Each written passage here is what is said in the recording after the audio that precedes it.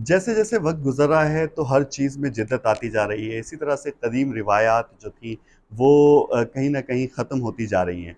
लेकिन इन रिवायात को ज़िंदा रखना इस दौर में, इस जदीद दौर में एक बड़ी मुश्किल सी बात है। यहाँ पर हमारे साथ सैयद नजमुल हसन मौजूद हैं। नजमुल हसन जाफरी साहब ने 200 साल से अपने कदीम विरसे को महफूज रखा हुआ है। हिंदुस्तान से लेकर अब पाकिस्तान आने के बाद भी उन्होंने अपने इस आज़ादारी के इस विरसे को महफूज रखा है। हम इनसे जानते हैं कि कदीम हिंदुस्तान में किस तरह से आज़ादारी बर्पा की जाती थी और अब यहाँ पाकिस्तान में वो रिवायात मौजूद हैं, या जिस तरह से जिद्दत आई है हर चीज़ में, तो क्या आज़ादारी में भी कोई बदलाव आया है या उसी तरह से? थोड़ा सा पहले तो मुझे बैकग्राउंड बताइएगा कि हिंदुस्तान में किस तरह से आज़ादारी बर्पा की जाती थी। मेरे ख़्याल से हिंदुस्तान में जो आज़ादारी की जाती थी उसमें खुलूस ज़्यादा था, जज़्बा था और रूहानियत थी और शिद्दत गम था। और अब और उस वक़्त जो मजालिस होती थी तो वही सोज़खानी, मरसिया ख़ान, फिर पेशवानी कोई सलाम पेश करते थे और फिर हदीस हुआ करती थी और उसके बाद हर मजलिस के बाद मातम एक ज़रूर हुआ करता था। अब जिस तरह वक्त गुजरता गया लोगों के पास वक्त कम है आज़ादारी के लिए, तो अब वो भरपूर मजलिस जिसे कहते हैं वो नहीं होती है। सिर्फ कहीं जगह कहीं कहीं सोसानी के बाद कहीं पेशखानी होती है, सलाम पढ़ते हैं और फिर हदीस होती है और फिर वो नौहा ख़ानी नहीं होती। अ, अब जो कि जदीद दौर में नौहा ख़ानी ख़ास तौर से उसमें जो बुराई आई है वो ये है कि वो बैकग्राउंड में उन्होंने वो तबला या म्यूज़िक या ये देना शुरू कर दिया है और जो नौहा ख़ां हैं वो बहुत ही मतलब एक्टिंग कर रहे हैं और जो कि ज़ेब नहीं देता, जो कि फ़र्श ऐसा अज़ा पर इस किस्म की चीज़ होनी नहीं चाहिए। मैं बिल्कुल मुखालिफ हूँ उसके। और जो सादगी से अदायगी हो जाए उसकी कलाम की और उसके अंदर जो कि मसाइब हैं, तो वो उसमें पहले नोहा ख़ानी में बड़ी दिक्कत होती थी। अब भी है जहाँ पर के सादगी से पढ़ रहा है नोहा ख़ां, अच्छा, वहाँ जाफरी होती है। साहब ये। मैं आपको एक मिसाल दूँ, हमारे यहाँ सलाम पढ़ते हैं मौलाना जनाब असद आगा साहब, हम्म। क्या दिक्कत होती है उसकी। अब आए हो बाबा, बहुत मशहूर उनका हम्म। नोहा है। और मानी इज़हार हम्म। वो सलाम पढ़ते हैं और वो पूरा मुख्तार नामा पेश करते हैं।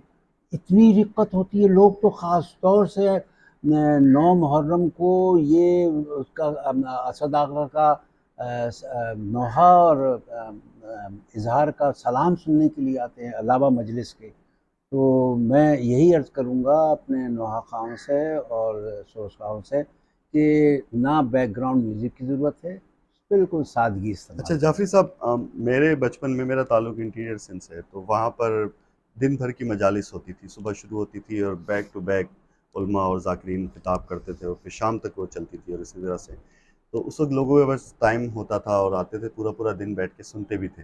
अब वो ट्रेंड ख़त्म। आपके बताइएगा, वहाँ पर भी इस तरह से कोई हिंदुस्तान में था कि पूरा पूरा नहीं, दिन? हमारे यहाँ पूरा-पूरा दिन मजलिस नहीं हुआ करती थी। हम्म। अमूमन मजलिसें जो ज़माने में होती थी, सुबह ही सुबह नमाज के बाद हुआ करती थी, हम्म। ताकि मर्द हज़रात जो हैं मजलिस के बाद अपने कारोबार पे चले जाएँ।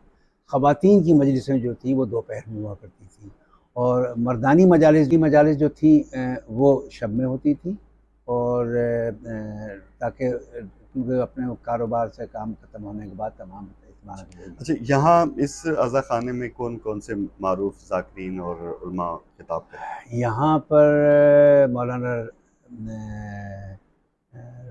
रज़ी मुश्तहद साहब, मौलाना रशीद तरावी साहब, मौलाना मुस्तफ़ा हुसैन साहब जौहर, मौलाना जो इनके वालिद हैं तालिब जौहरी साहब के, और मौलाना किफ़ायत हुसैन साहब, मौलाना ज़फ़र अली शाह साहब, और मौलाना अज़हर हसन ज़ैदी साहब, उन्होंने 14 साल पढ़ी है हमारी ये मजलिस।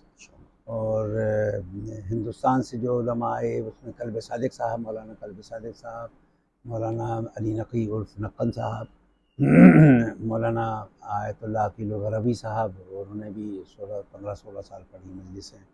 और फिर उसके बाद मौलाना हल्लौरी साहब, हैदरमंदी हल्लौरी साहब, और मौलाना वाइस चांसलर पटना यूनिवर्सिटी के नाम मुझे याद नहीं आ रहा, वो उन्होंने भी 3 साल मजलिसें पढ़ी हैं। तो जाफ़ी साहब, क्या तस्कीन क्या मिलती है? इतना आपने ये सँभाल के रखा हुआ है, इतना खर्च भी करते हैं, पैसा भी लगाते हैं। क्या वजह है इसकी? अब आपको ये बताऊं कि यहाँ पर लगता अफ़सोस ये होता है कि मैं क्योंकि इसी दर से मुझे मौलाना दिया है जो कुछ दिया है, मैं कि खर्च नहीं कर सका इसमें, तो खर्च नहीं कर सका। तो लेकिन एक तसल्ली सी नहीं होती है। तो वैसे हम लोग छोटा सा कोई घर में फंक्शन में तो लाख 2 लाख रुपए खर्च हो जाते हैं, फला होता है, लेकिन यहाँ पर जितना खर्च करो वो कम है। लगता है कि मैंने खर्च नहीं किया, लगता है मैंने खर्च नहीं किया। अब मैं कोशिश करता हूँ कि 8 मुहर्रम को हमारी जो न्याज़ होती है वो आखिर तक मोमिन जो बैठा हुआ है, जो कायद-ए-ज़ंग मज़ार, सबील वाली मस्जिद या पुरानी नुमाइश पर है, उस तक न्याज़ पहुँचे। और होती है कोशिश कि हम तो दस्तरख़्वान लगा देते हैं और वहाँ पर से जो भी आता जाए, ख़वातीन और मर्द तमाम हज़रात जो हैं, और ये नज़र जो है ये घर में बनाई जाती है। गलावट का कीमा बनता है घर में। रात भर 7 मुहर्रम से शब में होता है, और वो हलवा हमारा पहरसरी हलवा एक कहलाता है, वो घर में बनता है। सिर्फ़ ये भी एक रिवायात शीरमाल है है। जो कि बाहर बाज़ार से आती है। ये जो नज़र न्याज़ में भी आपने रिवायात को वो कायम कायम रखा रखा है हुआ वहाँ है। पर से, और अल्लाह का शुक्र है मेरे बेटे, पोते, पोतियाँ, नवासे, नवासियाँ, बहुएँ, बेटे सब के सब इसके अंदर ताउन करते हैं। जी, तो इस वक़्त हमारे साथ नजमुल हसन जाफ़री थे। उन्होंने बताया कि किस तरह से कदीम हिंदुस्तान में मजालिस बर्पा की जाती थी, अज़ादारी होती थी, और फिर जैसे-जैसे वक़्त गुज़रा है तो हर चीज़ में जिद्दत आई है, अज़ादारी भी तब्दील हुई है उसके साथ-साथ, लेकिन उन्होंने अपनी जो रिवायात थी, उन्हें आज भी महफ़ूज़ रखा हुआ है। न सिर्फ़ अभी इन्होंने जैसे बताया कि न सिर्फ़ ये अलम और जो अज़ादारी है उसे, बल्कि जो नज़र न्याज़ का तरीक़ा है, वो भी उन्होंने अपना महफ़ूज़ रखा हुआ है, तारीख़ी जो जिस तरह से विरसा चलता हुआ आ रहा था।